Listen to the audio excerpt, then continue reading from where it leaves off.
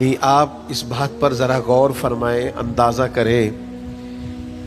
دوستو آج ہم سنیں گے سیرت نبی صلی اللہ علیہ وسلم۔ تو چلیے سنتے ہیں۔ میں ہوں محمد قسمت۔ کہ حضرت انس بن مالک رضی اللہ تعالیٰ عنہ فرماتے حضور کسی رستے سے گزر جاتے تھے نا، تو جو بعد میں آتا تھا اسے خوشبو اتنی آتی تھی کہ پتہ چل جاتا تھا یہاں سے اللہ کے رسول گزر کے گئے۔ حضور علیہ السلام کو جو اللہ تبارک و تعالیٰ نے حسن عطا فرمایا اور جو کمالات عطا کیے، آپ غور فرمائیں گے کہ حضور کے پسینہ مبارک سے خوشبو آیا کرتی۔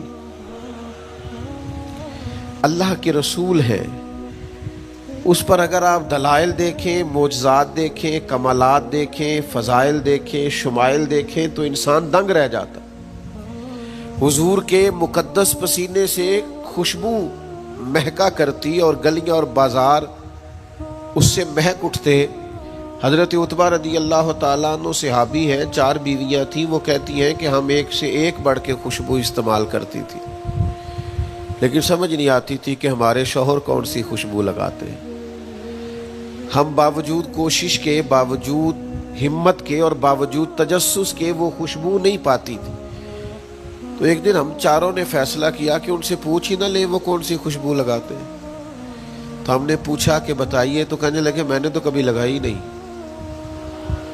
تو ہم نے کہا بھئی آپ ایسے ہی تو دعویٰ نہ کیجئے، ہم نے پوری جد و جہد کر لی، اور پھر عورتوں کا چیزوں کو تلاش کرنا یہ تھوڑا انفرادی بھی ہوتا ہے، ہمیں وہ رنگ نہیں ملا خوشبو کا، وہ انداز جو آپ کا ہے۔ تو فرمانے لگے اصل بات یہ ہے کہ میرے کمر پر کچھ تکلیف ہو گئی تھی، کچھ ایسی چیزیں ابھر آئی تھی جو تکلیف کا باعث تھی، تو میں پھر حاضر ہوا رسول پاک کی بارگاہ میں۔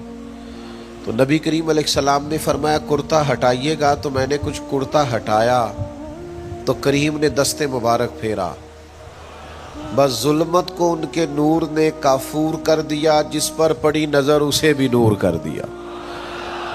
تو محمد صلی اللہ تعالی علیہ وسلم اللہ کے رسول ہیں، اس پر اتنے دلائل ہیں، یہ اتنا آفتاب سے روشن مسئلہ کہ یعنی آپ شمار کرتے جائیں، آپ گنتے جائیں، آپ سیرت کو پڑھتے جائیں، آپ فضائل کو پڑھتے جائیں، کمالات کو پڑھتے جائیں، تو مرحوم اعظم چشتی کا ایک جملہ اتنا فٹ آتا ہے کہ یہ سارا مضمون اس میں سمٹ جاتا ہے۔ وہ کہتے ہیں تیری حیات پاک کا ہر لمحہ پیمبر لگے، یعنی لمحہ لمحہ بتاتا ہے کہ آپ اللہ کے سچے رسول ہیں۔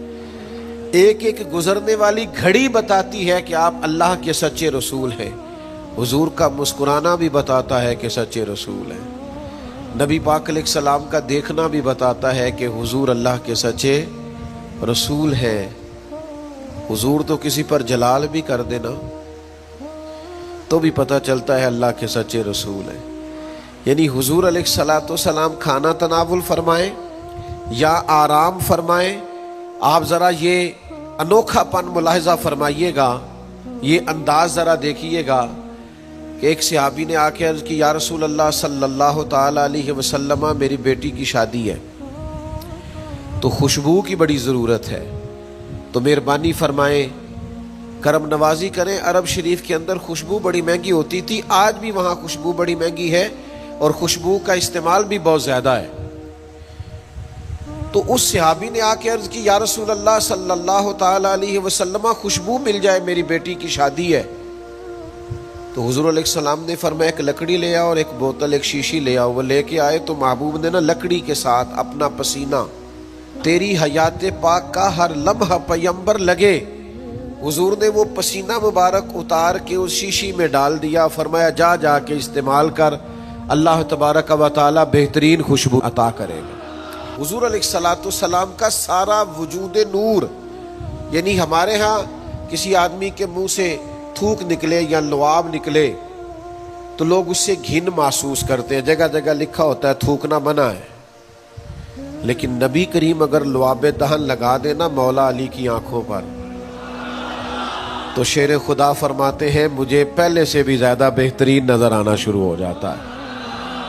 اللہ کے محبوب صلی اللہ تعالی علیہ وآلہ وسلم کے پورے وجود نور کو جیسے جیسے دیکھتے جائیں محسوس ہوتا ہے کہ تیری حیات پاک کا ہر لمحہ پیمبر لگے۔ حضرت عبداللہ ابن سلام رضی اللہ تعالیٰ عنہ فرماتے میں گفتگو کرنے آیا تھا، حضور علیہ الصلوۃ والسلام کے دین کے بارے میں کچھ معلومات کرنے آیا تھا، اور میں تورات کو پڑھنے والا تھا، اہل یہود کے علماء میں سے آپ کا شمار ہوتا تھا۔ اپنے کچھ لوگوں کے ساتھ آئے، فرماتے نبی کریم صلی اللہ تعالیٰ علیہ وسلم اونٹنی پر تشریف فرما تھے اور صلہ رحمی کے متعلق کچھ گفتگو کر رہے تھے۔ میں نے حضور کی گفتگو سنی۔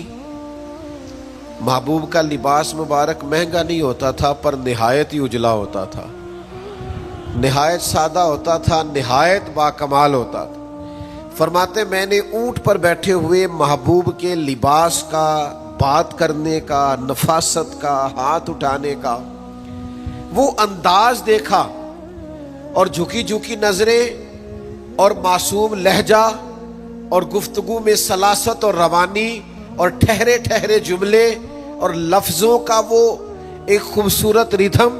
فرماتے ہیں وہ سارے انداز میں نے دیکھے تو میں جو بات کرنے آیا تھا مجھے بھول ہی گئی، لباں تے موراں لگیاں، بولن دی جاچ ہی بھول گئی، ایتھے زباناں تائیں کھولن دی جاچ بھول گئی۔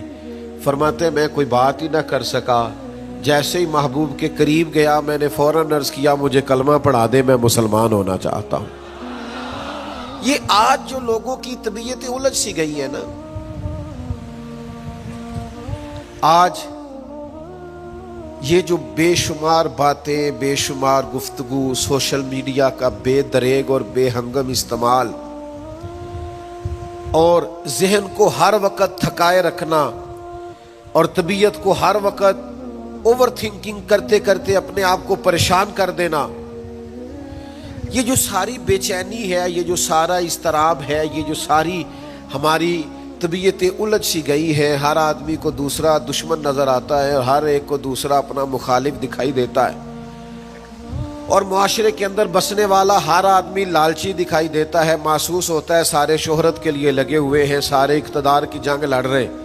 یہ جو ہماری ساری بدگمانیاں ہیں، اس کی بنیادی وجہ یہ ہے کہ ہم ادھر ادھر تو کھول کے دیکھتے ہیں، اپنے محبوب کی بارگاہ کی طرف نہیں دیکھتے۔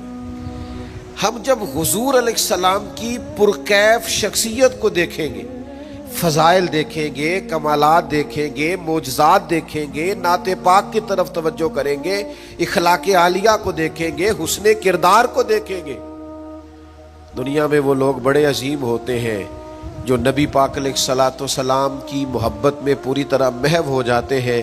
آپ یقین کریں جو دروازہ رسول تک پہنچ جاتے ہیں ان کا سفر ہی ختم ہو جاتا ہے، جو حضور کی بارگاہ تک پہنچ جاتے ہیں ان کے ذہن کی مشقت پھر ختم ہو جاتی، انہیں منزل نصیب ہو جاتی۔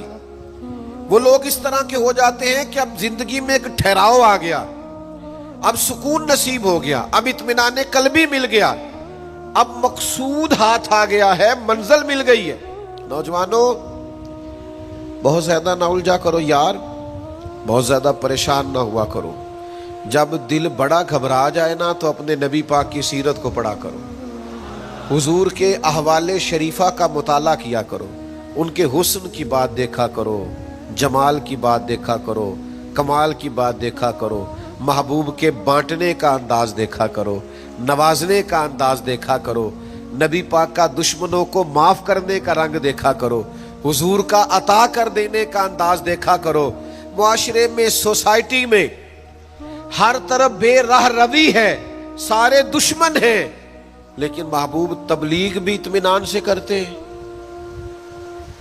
ان کو دعوت توحید بھی مطمئن ہو کے دیتے ہیں، اور جب ان کے لیے دعا کرتے ہیں تو پھر بھی پوری دل جمی کے ساتھ دعا کرتے ہیں۔ یہ خاص ٹھہراؤ آپ کو حضور کی بارگاہ تک جانے میں ملے گا۔ ہم نا رسمی سی محفل کرتے ہیں، رسمی سا میلاد، رسمی سا معراج، رسمی سی سیرت، رسمی سی باتیں، وہ جو خاص ایک کیفیت ہوتی ہے نا امتی کی پوری طرح محبوب کے قدموں سے جڑ جانا، یہ والہانہ پن کبھی ملے نا، والہانہ پن، یعنی حضرت طلحہ بن برار رضی اللہ تعالیٰ عنہ کی نبی کریم سے ملاقات ہوئی، حضور سے ملے، اچانک اور دوڑ کے جا کے نا تو نبی پاک کے قدموں سے لپٹ گئے، اور پھر لپٹے ہیں اور والہانہ انداز ہے اور وارفتگی دکھا رہے ہیں اور عشق کا مظاہرہ کر رہے ہیں، اور پھر اسی درد اور تڑپ میں عرض کرنے لگے حضور مجھے کوئی حکم کرے میں فوراً تعمیل ارشاد کروں گا، کچھ فرما دے۔ یہ والہانہ پن، یعنی کبھی آپ بڑے بے چین ہو تو کہیں یار کھولو سیرت کی کتاب، اپنے نبی کا کوئی ذکر پڑھتے ہیں، کھولو فلاں آدمی کو سنے جو حضور کے عشق کی بات کرتا ہے، آؤ کوئی نعت پاک کا نغمہ چھیڑ دے جو ہمارے دلوں کو ٹھنڈا کرے، آؤ کوئی قرب پائے حضور کے دروازہ نور کی طرف سفر کرے۔ ہم کہاں الجھے ہوئے ہیں، کہاں سکون تلاش کر رہے ہیں، کہاں ہم نے اپنے آپ کو الجھا دیا ہے، کن بے معنی اور بے مقصد باتوں میں ابحاث اور بحثیں کر کر کے اپنے آپ کو پریشان کیے ہوئے ہیں۔ آئیے دیکھیے رسول اللہ صلی اللہ تعالی علیہ وسلم کی زندگی کا لمحہ لمحہ آپ کے کلیجے کو ٹھنڈا کرے گا، آنکھوں کو سکون دے گا، باطن کو پاکیزہ کرے گا، سوچوں کو نکھار دے گا۔ کہہ لینے دو مجھے یہ جملہ، حضور سے پیار کرو، جینے کا بھی مزہ آئے گا، مرنے کا بھی مزہ آئے گا، لطف نصیب ہو جائے گا، سرور نصیب ہو جائے گا، ایک کیف سا میسر آ جائے گا۔ حضور کی بارگاہ عالی مرتبت تک جڑو، نبی پاک علیہ الصلوۃ والسلام کے اخلاق عالیہ کو اپناؤ، کردار کو سمجھو، حسن تکلم کو سمجھو، نبی پاک علیہ السلام کی باتوں پر غور کرو۔ یقین کرو کبھی کبھی پڑھتے پڑھتے وجد ہو جاتا ہے، کبھی کبھی ان باتوں کو صرف مطالعہ کی نظر سے دیکھیں، سیکھنے کی نظر سے دیکھیں تو ایسے لگتا ہے کہ جیسے روح پرواز کرنے لگی۔ یہ اس طرح کے بھی کمالات ہوتے ہیں، یہ بھی رنگ ہوتا ہے، یہ بھی انداز ہوتا ہے، یہ بھی طور طریقے ہوتے ہیں۔ اور پھر حضور امی ہے،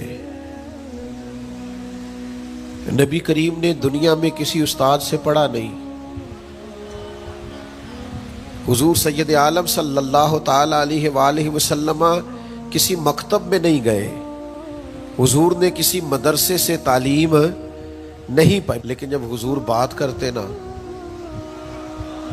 جب محبوب حکمت کے موتی رولتے نا، جب نبی پاک علیہ الصلوۃ والسلام کوئی کلام کرتے نا، آپ یقین کریں ایسا انوکھا پن، ایسا نرالا فیصلہ، ایسی حکمت اور دانائی سے بھری ہوئی بات، یعنی جو فلسفیوں سے کھل نہ سکی اور نکتہ وروں سے حل نہ ہوئی، وہ بات ایک طیبہ والے نے بتلا دی چند اشاروں سے۔ حضور دو چار اشارے کرتے اور عقدے کھل جاتے۔ ایسی دانائی والی بات، ایسی قیمتی بات، ایسی انوکھی بات محبوب بیان کرتے۔ حضرت سعد بن عبادہ رضی اللہ تعالیٰ عنہ کے پاس نا فتح مکہ کے موقع پر جھنڈا تھا، وہ علم بردار تھے، جن کے پاس جھنڈا ہوتا تھا وہ آدمی سب سے آگے آگے ہوتا تھا۔ اب ایک وقت ایسا آیا کہ صورتحال اس طرح کی بن گئی کہ حضرت سعد بن عبادہ کو اس منصب سے ہٹایا جائے گا۔ بڑا مشکل فیصلہ ہے، انہوں نے کوئی ایسی معاذ اللہ غلطی بھی نہیں کی، لیکن حالات ایسے آ گئے ہیں کہ جناب سعد ابن عبادہ کو ہٹانا پڑے گا، ان سے جھنڈا لیا جائے گا۔ صحابہ بڑے پریشان ہیں کہ حساس آدمی ہے، ان کی خدمات بہت زیادہ ہیں، کس طرح ان کو ہٹائیں گے، کیا کریں؟ نبی کریم کی بارگاہ میں عرض گزار ہے، یا رسول اللہ کیسے ہٹائیں حضرت سعد ابن عبادہ کو؟ اور کیفیات اور حالات بھی ایسے ہیں کہ ہٹانا بھی پڑے گا۔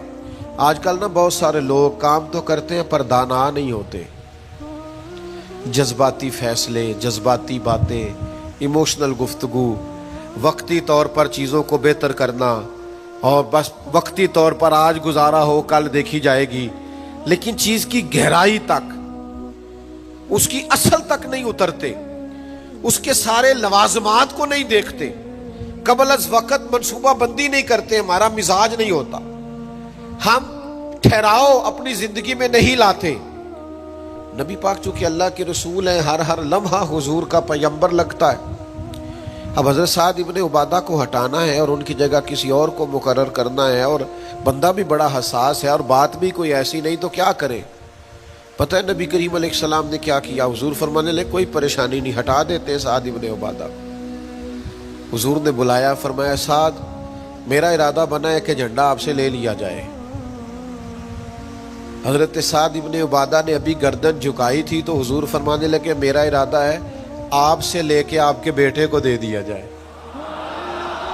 جو فلسفیوں سے کھل نہ سکا، جو نکتہ وروں سے حل نہ ہوا، وہ راز طیبہ والوں نے بتلا دیا چند اشاروں میں، اور تیرے آگے ہیں یوں دبے لچے فصحاء عرب کے بڑے بڑے، کوئی جانے منہ میں زبان نہیں بلکہ جسم میں جان نہیں۔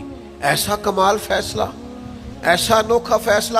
اچھا جس فیصلے سے وہ پریشان ہو سکتے تھے نا کہ مجھے ہٹایا جا رہا ہے، جب انہیں پتا چلا نا کہ میری جگہ پہ میرا بیٹا آ رہا ہے، وہ اتنا خوش اپنے جھنڈا اٹھانے پہ نہیں تھے جتنا اپنے بیٹے کے جھنڈا اٹھانے پہ راضی ہو گئے۔ ان کی طبیعت مچل گئی۔ نبی پاک صلی اللہ تعالی علیہ وسلم کے پیغمبر ہونے پر، نبی ہونے، ایسے دلائل، ایسے کم، آپ جس زاویے سے دیکھیں ششدر رہ جائیں گے، حیران رہ جائیں گے، پیار ہو جائے گا۔ کچھ ایسے مصنفین بھی گزرے ہیں معاذ اللہ ثم معاذ اللہ، جو مسلمان نہیں تھے، غیر تھے، کلمہ نہیں پڑھتے تھے، معاذ اللہ استغفر اللہ، نقل کفر کفر نہ باشد، تنقید کی اینک لگا کے انہوں نے حضور کی سیرت کو پڑھا، لیکن اس نظر سے پڑھا پھر بھی مدینے والے کے غلام ہو گئے۔ یہ کہنے پر مجبور ہو گئے کہ نہ بھائی ایسا کوئی محبوب کہیں ہوگا نہ کہیں ہے، بیٹھا ہے چٹائی پہ مگر عرش نشیں ہے۔ نبی پاک علیہ السلام، پھر ایک اور بات، حضور امی ہے لیکن ایسی کمال بات کرتے، ایسا انفرادی فیصلہ کرتے کہ دنیا حیران رہ جاتی۔ پھر جو عظمت کردار ہے نا، بلندی کردار، مجھ سے ناراض نہ ہوئیے گا، بہت سارے لوگ ہیں جو باتیں بڑی زبردست کرتے ہیں، گفتگو میں کوئی ان سے جیت نہیں سکتا، ان کا لب و لہجہ ایسا ہوتا ہے کہ شاید کسی بڑے سے بڑے عالم فاضل کو بھی بولنے نہ دے، لیکن عمل کی باری آتی ہے تو کمزور ہوتے ہیں۔ باتیں بیسیوں آتی ہیں، درجنوں آتی ہیں، نماز کا ٹائم ہوتا ہے تو بہانے بازی کرتے ہیں، وہ میرے کپڑے نہیں ٹھیک، بس دعا کریں انشاءاللہ شروع کر دوں گا، کہانیاں سناتے ہیں۔ کیوں اتنے بھولے بنتے ہیں؟ ہمیں سمجھ آتی ہے کہ آپ گفتار کے غازی ہیں، آپ باتوں میں صرف ساری چیزیں سیدھی رکھتے ہیں، آپ اس جگہ پہنچ ہی نہیں پا رہے۔ عمل، کردار، یہ بھی ایک مبلغ ہوتا ہے، آپ کا کردار بھی تبلیغ کرتا ہے، آپ کا لب و لہجہ بھی۔ حضرت امام جعفر صادق رضی اللہ تعالیٰ عنہ سے ایک شخص نے کہا تھا میں دین کی تبلیغ کرنا چاہتا ہوں، مجھے بتایا کیا کروں؟ تو امام جعفر صادق رضی اللہ تعالیٰ عنہ فرمانے لگے دین کی تبلیغ کرنی ہے تو بڑا آسان نسخہ ہے، دین پہ عمل کرنا شروع کر دے، تبلیغ ہونی شروع ہو جائے گی۔ لیکن ہم نا عمل کی دنیا میں بڑے کمزور ہوتے ہیں، قربان جائیں۔ حضور علیہ الصلوۃ والسلام نے جس معاشرے میں آنکھ کھولی تھی وہ جہلا کا معاشرہ تھا، ظلم تھا، ستم تھا، بربریت تھی۔ ان لوگوں کی سوچیں، ان کی باتیں، ان کا ظالمانہ مزاج بڑا انوکھا تھا، لیکن کمال کی بات ہے نا، چاروں جانب لوگوں کا مزاج ظالمانہ تھا، لیکن محبوب کو اللہ نے رحمت بنا کے بھیجا۔ ہر طرف لوگ ناانصافی کی بات کرتے تھے، لیکن محبوب نے انصاف کے بول کو ہمیشہ بالا رکھا، اس ترازو کو ہمیشہ بلند رکھا۔ ہر طرف لوگ حق کھا جاتے تھے، لیکن محبوب نے فرمایا حق کھایا نہیں جائے گا، حق دلایا جائے گا۔ کردار دکھایا، کردار۔ وہ جو تیری جان کے دشمن ہیں وہ بھی کہتے ہیں، وہ جو تیری جان کے دشمن ہیں وہ بھی کہتے ہیں امین تو ہے، صداقت کی آبرو تو ہے۔ دشمن بھی کہتے ہیں سچے تو بہرحال ہیں، امانت دار تو بہرحال ہیں، غلط بات تو بہرحال نہیں کرتے۔ یعنی دشمن بھی اگر اٹھ کے گواہی دے کہ اگر کسی نے کمال دیکھنا ہے تو آمنہ کے لال کو جا کے دیکھو، اگر کسی نے انصاف دیکھنا ہے، اگر کسی نے دھرتی پہ حسن دیکھنا ہے تو عبداللہ کے در یتیم کو دیکھو۔ وہ بھائی آپ سمجھے نا، عظمت کردار کے وہ موتی جو حضور نے عطا کی. دیکھیے باہر والوں نے جب دلیلیں مانگی تو حضور نے معجزات دکھائے، اور جب اپنوں نے دلیلیں مانگی، مکے والوں نے، قریش والوں نے، اپنے قبیلے والوں نے دلیل مانگی، آپ نبی ہیں تو دلیل کیا ہے؟ تو اللہ کا قرآن کہتا ہے کہ محبوب نے کہا فقد لبثت فیکم عمرا من قبلہ افلا تعقلون، اور میں نے تمہارے بیچ عمر گزاری ہے ساری، تمہیں عقل نہیں؟ میں کوئی باہر سے نہیں آیا، میں نے 40 سال تمہارے اندر گزارے ہیں. میرے جیسا کوئی سچا ہے تو دکھاؤ، کوئی دیانتدار ہے تو دکھاؤ، کوئی پاکیزہ مزاج ہے تو دکھاؤ، کوئی اس طرح کا ستھرا ہے تو دکھاؤ، کوئی اس طرح کا مزکی ہے تو دکھاؤ. تمہارے بیچ میں نے وقت گزارا ہے. باقیوں کو نبی پاک نے معجزات بطور دلیل دیے، اور جب اپنوں نے دلیل مانگی تو حضور نے فرمایا میری سیرت دیکھ لو، میرا کردار دیکھ لو، میرے شب و روز دیکھو. فقط لبثت فیکم عمرا من قبل، میں نے اس سے پہلے عمر کا حصہ تمہارے بیچ گزارا ہے. افلا تعقلون، تمہیں عقل نہیں؟ دوستو تھوڑا سا نا کردار پر بھی توجہ کرنی پڑے گی، اپنے آپ کو تھوڑا سا تبدیل کرنا پڑے گا. میں آپ کی خدمت میں عرض کروں، دولت سے لوگوں کو جیتا نہیں جا سکتا. دولت تو لوگوں کو لالچی بنا دیتی ہے. آپ کسی کو پیسے دیں، 10,000 دیں، اگلی دفعہ وہ 25 مانگے گا، تو آپ 50 دیں، اگلی دفعہ 1,00,000 مانگے گا. اس کی بھوک تو بڑھتی ہے. آپ عہدے کے زور پر بھی لوگوں کے محبوب نہیں بن سکتے، اس لیے کہ پھر وہ شخصیتوں سے پیار نہیں کرتے، کرسیوں سے پیار کرتے. آپ کرسی پہ ہیں تو آپ اچھے لگتے ہیں، جب دوسرا آئے گا تو اس کو سلوٹ کر لیں گے. نبی پاک علیہ الصلوۃ والسلام نے فرمایا اگر تم کسی شخص کو قائل کر سکتے ہو اور اس سے محبت بڑھا سکتے ہو تو ایک ہی صورت ہے، اور وہ تمہارا حسن اخلاق ہے. اللہ کے محبوب صلی اللہ تعالی علیہ وسلم نے خلق کے ساتھ، کردار کے ساتھ، نبی پاک علیہ السلام نے محبت کے ساتھ. زید بن دسنہ بہت بڑے یہودیوں کے عالم تھے.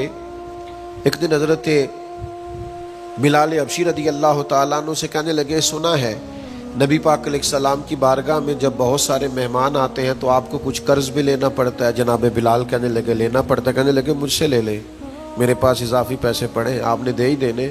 حضرت بلال نے لے لیے. ایک ٹائم مقرر ہو گیا، فلاں دن پیسے واپس کرنے. ابھی وعدے میں 3 دن رہتے تھے. نبی پاک علیہ الصلوۃ والسلام مدینہ طیبہ کے چوک میں کھڑے ہیں، ساتھ حضرت عمر فاروق رضی اللہ تعالیٰ عنہ. یہ وہاں پہنچ گئے یہودیوں کے عالم، آ کے کہنے لگے وہ میری رقم واپس کریں. تو حضور نے فرمایا ابھی تو وعدے میں 3 دن رہتے ہیں. تو اسے بڑے سخت جملے کہے. آپ کی توجہ ہے میری بات پر؟ سمجھ آ رہی ہے میری باتوں کی؟ چڑھانے والے اتنے خطرناک نہیں ہوتے جتنے چڑھ جانے والے خطرناک ہوتے ہیں. اتنی جلدی کسی کی باتوں سے چڑھا نہ کرے. یعنی ہر ایک کوئی دشمن بنا لیتے ہو، جس کا سٹیٹس ہی نہیں آپ کے ساتھ کھڑے ہونے کا اسے بھی دشمن بنا. اور دعا کرو کہ دشمن بھی خاندانی ہو. ہر ایک کوئی دشمن مان لیتے ہو، اسے بھی میرا اختلاف ہے، یہ بھی مجھ سے حسد کرتا ہو. چھوڑے یار، آپ کا کوئی سٹیٹس ہی نہیں ہے، سب کے ساتھ آپ کا مقابلہ شروع ہو جاتا ہے. کہیں رکے تو صحیح.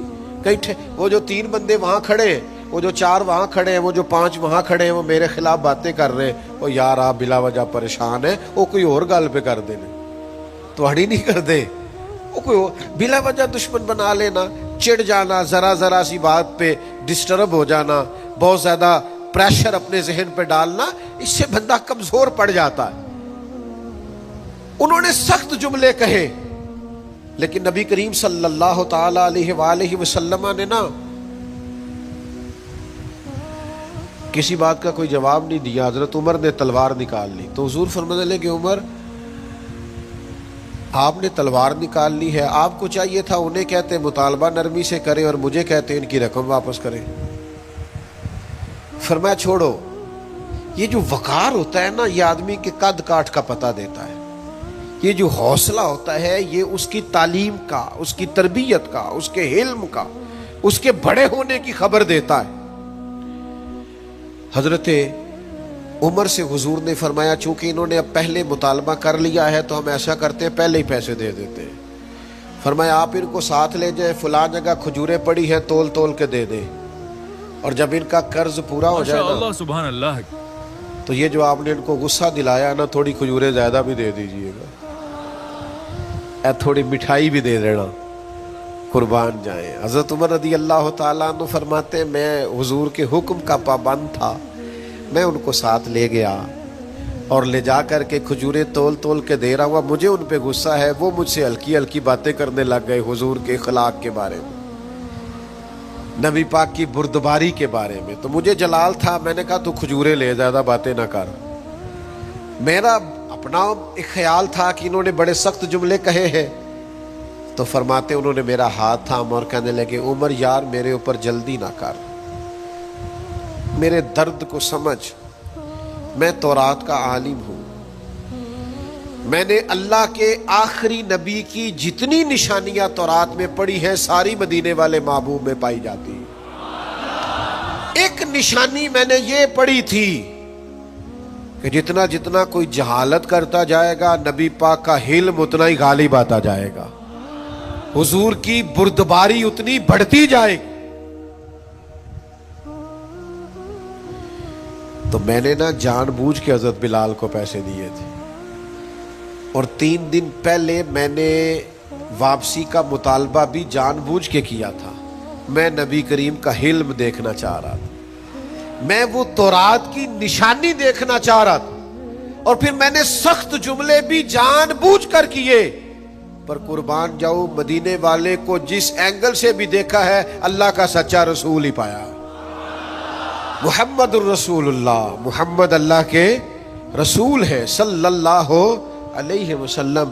اب وہ کہنے لگے جناب عمر سے مجھے لے جائے نا، میں نے حضور کا کلمہ پڑھنا ہے، مجھے لے جائے بارگاہ تک، میں نے نبی پاک علیہ السلام کی غلامی کا پٹا گلے میں ڈالنا ہے۔ تو میرے بھائیوں نبی پاک علیہ السلام کی بارگاہ تک رسائی پائیے، حضور کی عالی مرتبت بارگاہ کی طرف اپنے آپ کو لے کر کے جائیے۔